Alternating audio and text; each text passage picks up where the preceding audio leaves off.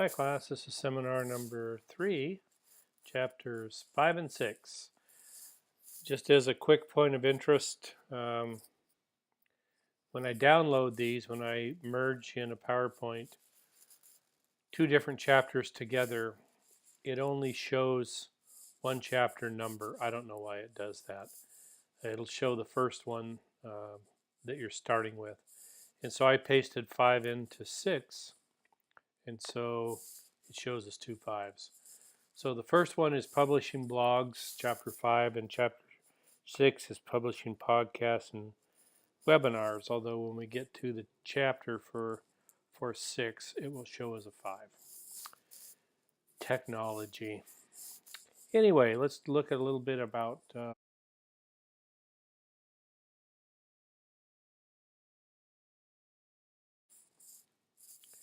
and a blog is just a website that has regular updates. Usually it's specific to a particular topic, and you have a group of people that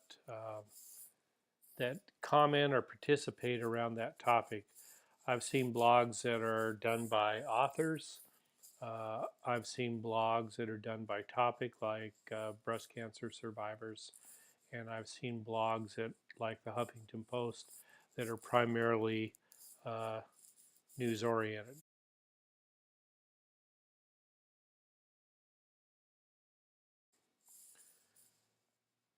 But blogs are interesting because they really focus on material around a particular topic or broad set of topics.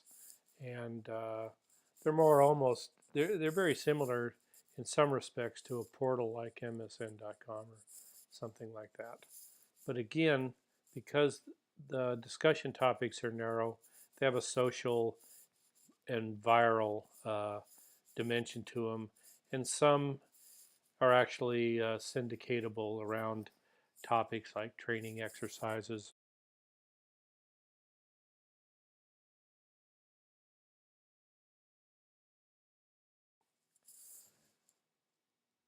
And what's beautiful about blogs everybody can be a publisher, everybody can be a writer.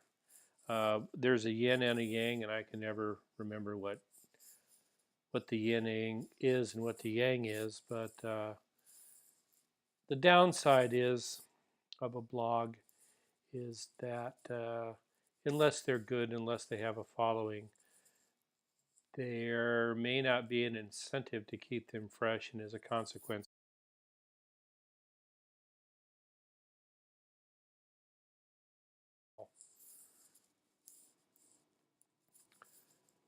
the marketing benefits to blogging, however, are that again around topics are or around broad issues like news, you can create a lot of word of mouth. You can get a lot of posts from your followers, so you get feedback, either positive or negative, and you get a kind of a sense of what the pulse is on the viewers around a myriad of different issues. And you can oftentimes, depending on the nature of the blog, identify potential customers.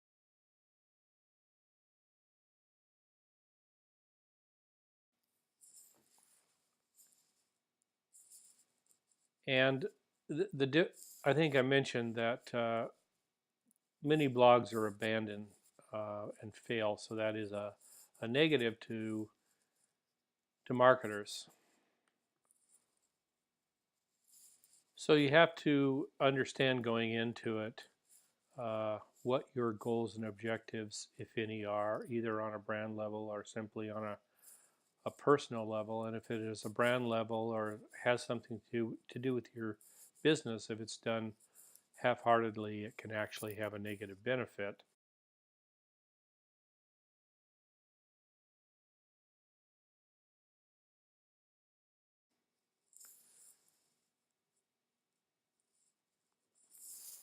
In our previous seminar, which I didn't do that long ago, so I remember, we talked a little bit about target markets, and this is applicable, of course, to brands as well. When you must ask yourself, what are the subjects that are related to my audience passionate about?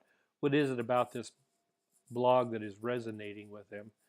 And most blogs implicitly, and I said this earlier, really have a narrow topic base. Again, breast cancer survivors, knitters, that sort of thing. People that restore Harley Davidson motorcycles. I mean, they can take on a number of different topics to the extent that the actual readership can get fairly narrow. And again, it gets difficult to keep it fresh through participation of people that are involved in the blog.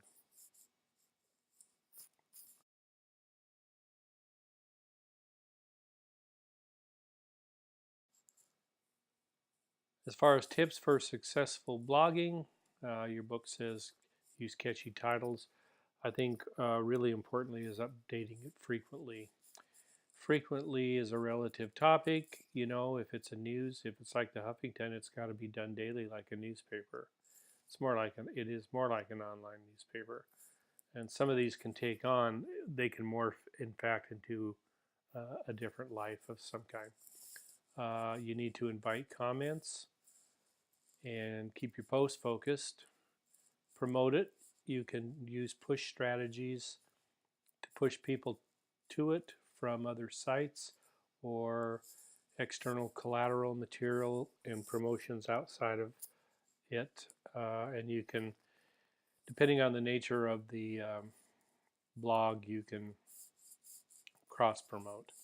And so if you're a blog on restoring Harley Davidson motorcycles from a certain era or a certain genre of automobiles, uh, you can promote certain kinds of motor oil, and you can promote on that motor oils site as well.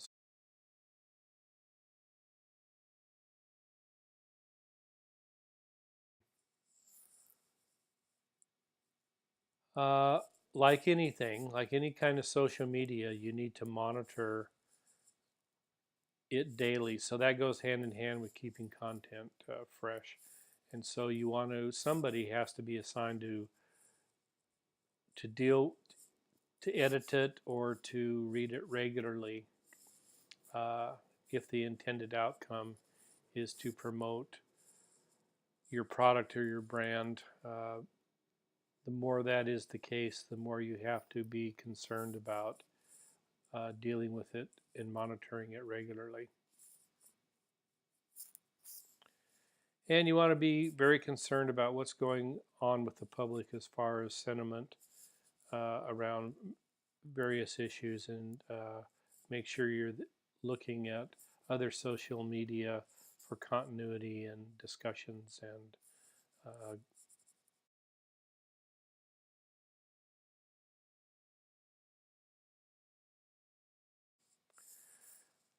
the other thing that we talked about, this is really chapter 6, and again you can see for some reason it changes it to the earliest one that you're dealing with, but this is about publishing podcasts and webinars, which I think has lots of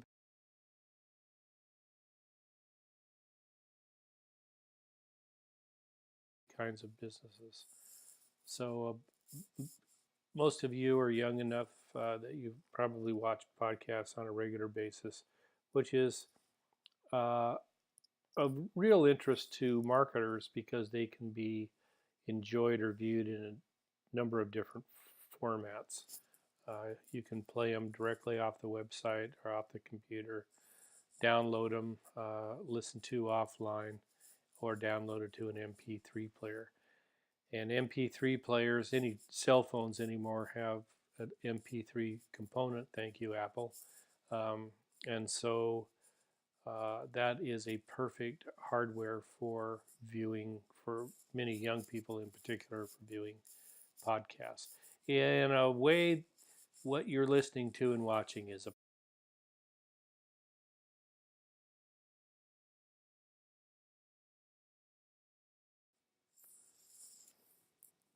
so they're easy to make. You actually have to make a YouTube video, and based on the nature of the video, what its intended application is, it could be viewed as a podcast, either as a training instrument or a product information sales instrument, as a personal resume for you, that you could put the URL on your resume or on a business card. There's all kinds of ways that you can use it. But they can, in fact, have a live component, or they can simply talk about a subject. You can follow them up with a Q&A session, and you can host them about through over.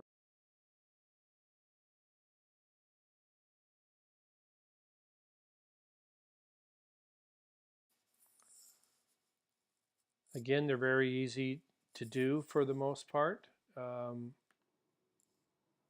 Like I just said, they can be instructional, informative, or entertaining. So when you decide to publish one of these, you want to get a good moderator, with somebody who can speak fluently through script, but also can ad lib on a regular basis. I also tell students when they're making these to select an appropriate voice. Some people can speak very naturally and use their own natural voice, and it sounds great. Other people get a little tepid and shy, and so they talk like that. If you're doing something that is HR and informative related, you can take on a more serious tone, and you can explain as you go what the critical factors of this particular item are. Or if it's sales related and you're explaining the product, you can use your radio voice and say, this is a product that you simply cannot do without. Everybody should own one of these. So come on down and we'll take care of you. So I would say, and then you could add artistic things like music and such. But you want to, um, like I said, I think selecting an appropriate moderator that has a different variation of voices and tenor that can fit the situation.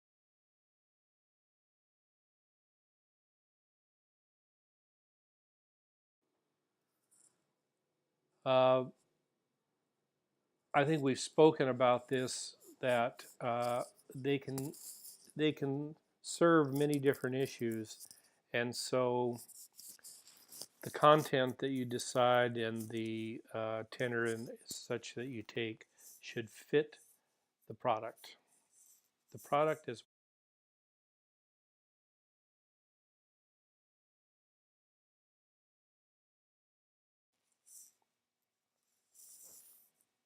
again, a webinar is a podcast that's live, and that's kind of a whole different animal. I've not done one, but I understand they're fairly easy to do. There are radio talk shows that are delivered in that particular format. I think I don't listen to Rush Limbaugh, but I understand that you can view him live through podcast format, and then guys like the fellow on CNBC, Jim, what's his name, that does uh,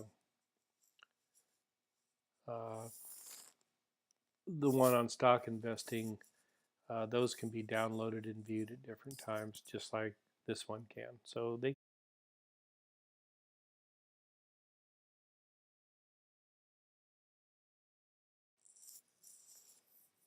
again, it's great for training. You can gather information through registration for your webinars about client information, so you can use that in turn to see how well your product is doing, what services it's sufficing, as well as identify potentially new products or topics that you might use within your webinar or your podcast. Um, Podcasts are less instructive and effective teaching tools in as much as they're not live, so you can't always have dialogue, back and forth dialogue. But all in all, they're both very constructive, very important to marketers, and something effectively to know how to do.